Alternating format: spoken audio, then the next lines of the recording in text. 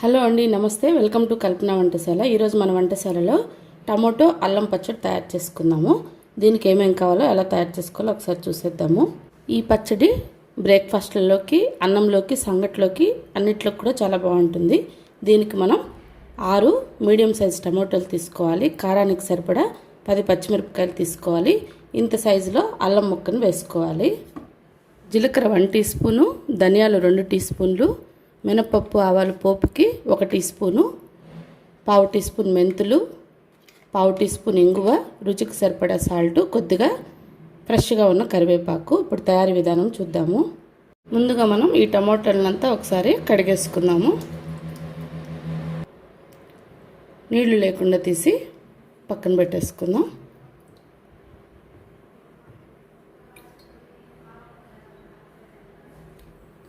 ఈ టమాటోలంతా చిన్న చిన్న ముక్కలుగా కట్ చేసుకుందాం.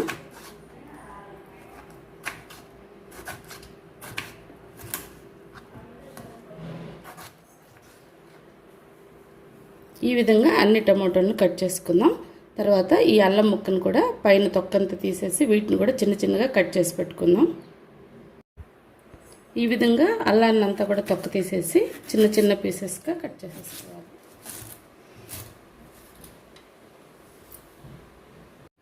స్టవ్ వెలిగించుకొని కడాయి పెట్టేసుకొని ఒక 2-3 టేబుల్ స్పూన్లు ఆయిల్ వేసుకోవాలి.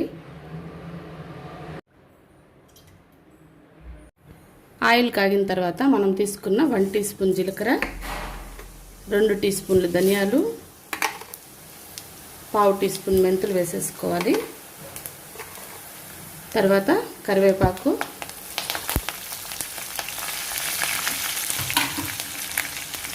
తర్వాత పచ్చిమిరపకాయలు, తర్వాత అల్లం ముక్కలు కూడా వేసేసుకోవాలి. అన్నీ 1 బై 1 వేసేసుకొని ఒకసారి కలుపుకోవాలి.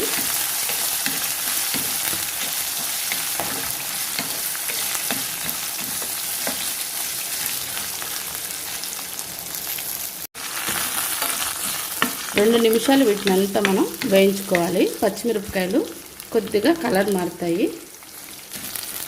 ఈ టైంలో మనం తీసుకున్న ఇంగు కూడా వేసేసుకోవాలి. ఒకసారి మిక్స్ చేసుకోవాలి. మిక్స్ చేసుకున్న తర్వాత మనం కట్ చేసుకున్న టమాటా ముక్కలు కూడా ఇందులో యాడ్ చేసేసుకోవాలి.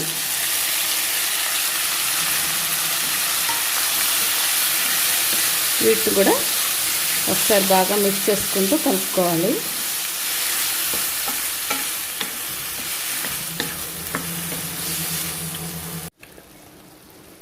మూత పెట్టేసి టమాటాలు మెత్తబడిన దాకా మగ్గనివ్వాలి. ఒక 3 నిమిషాలు అయితే ఈ టమాటాలు అంతా మగ్గిపోతాయి.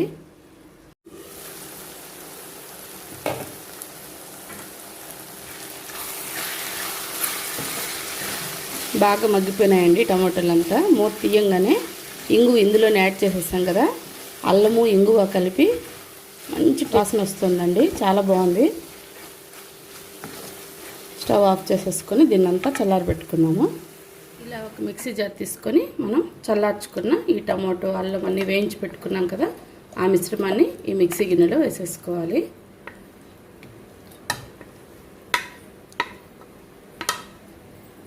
ఇందులోనే రుచికి సరిపడా సాల్ట్ కూడా వేసేసుకోవాలి. దీన్నంతా ఒకసారి గ్రైండ్ చేసుకుందాం. కొద్దిగా మెదిగిన తర్వాత నానబెట్టుకున్న చింతపండును కూడా వేసేసుకోండి. ఇంతకుముందు నేను చింతపండు చూపించడం మర్చిపోయాను.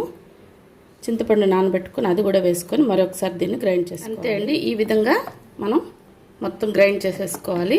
చింతపండు తక్కువ నీళ్ళలో నానబెట్టుకొని వేసుకోవాలండి, లేదంటే మిక్సీ వేసేటప్పుడు వాటర్ అంతా పైన ఎగిరి పడుతుంది. తక్కువ వాటర్తో మనం ఈ పచ్చడిని ఈ విధంగా రుబ్బుకోవాలి. ఇప్పుడు దీన్నంతా ఒక బౌల్లోకి తీసుకుందాం.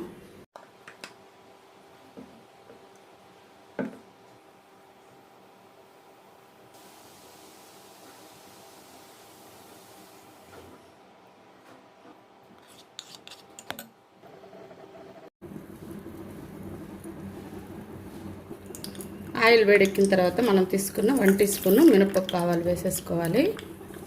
తర్వాత ఒక ఎండు మిరపకాయని గిల్లి వేసుకోవాలి. తర్వాత 4 రెమ్మల కరివేపాకు కూడా వేసేసుకోవాలి.